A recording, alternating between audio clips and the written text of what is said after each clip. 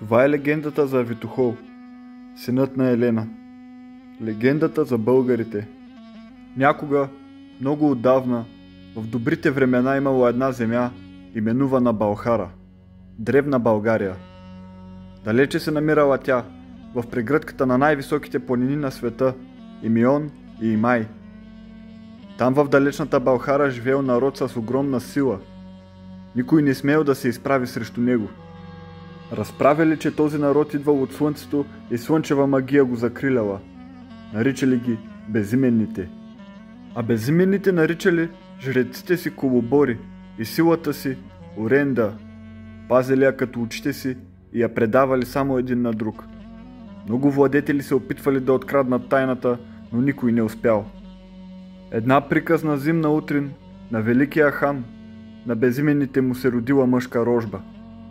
Дни и нощи празнувал славния народ, не угасвали огньовете. На мечите кожи пред главния огън колоборът призовавал Орендата на слънчевата рожба. А в горите се събирали разбойници. Наредил главатарят им да отвлекат момчето. Или безименните ще рекат тайната на силата си, или момчето на хана ще умре. Така е станало. Успели разбойниците с измама да проникнат в крепостта и отвлекли детето. Препуснали през горите като хали, но момчето имало една нечувана сила. Ритало и хапело като вълче, а онзи, който го носел, не издържал и го предавал на следващия. Уморили се разбойниците от път, студ и непоносими грижи за детето. Хвърлили го в една пещера и го оставили там да умре. На втория ден в пещерата влязала сърна. Слънцето я пратило. Видяла кошутата бебето. Приближила се и го близнала, за да го стопли. А момченцето се протегнало и започнало да бозае. Всеки ден отивала кошутата в пещерата, за да го нахрани малкия хан. Дивно и магично било млякото на слънчевата сърна. От него детето растяло с часове, растяла и силата му, станал истински юнак. Очите му били кротки и благи като на елен, а ръцете му силни и здрави като дъбове. Нарекли го Авитохол. На езика на уния земи Ави означавало сърна, а Тухол потомък. Никой не можел да пребори приказния юнак, а той никога не закачал добрите хора, но преследвал онези, от които идвали всички беди на земята. Чуел ли, че някъде се е появил злодей, намирал го в свърталището му и никой повече не го виждал. Пропищели всички злодеи, едни побегнали, а други в дън земя се скрили. Когато прокудил и последния, Авитохол намерил най-красивата девойка и се оженил за нея. И така се съчетали в едно, най-голямата доброта и сила с най-голямата красота на света. От тях се народили чудно хубави деца, с кротки еленови очи и силни и добри сърца.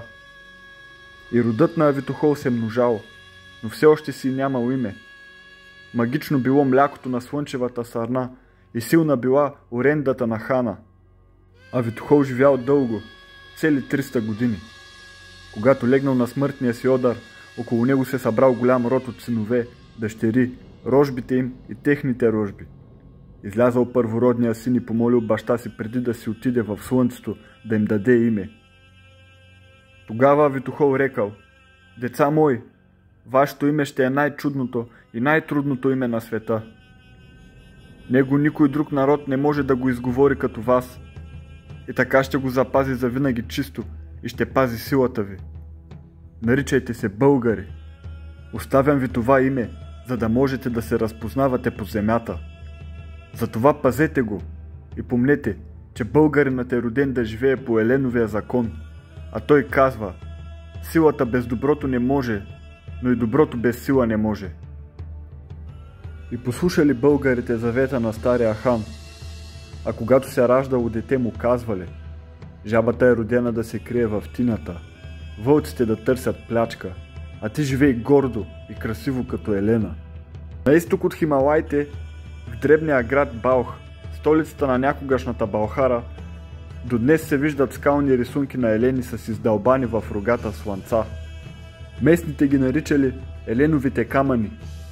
Помнят тия камъни народът, който живеел по Еленовия закон. Помнят и родоначалника му, Авитохол, синът на сърната. Ако има някой, който не вярва на тази приказка, заведете го в Националния исторически музей. Помолете го да ви покажат къде е изложен документа, наречен именник на българските ханове. Той започва така: а Витохол живя 300 години. Родът му Дуло, а годината му Дилом Твирен.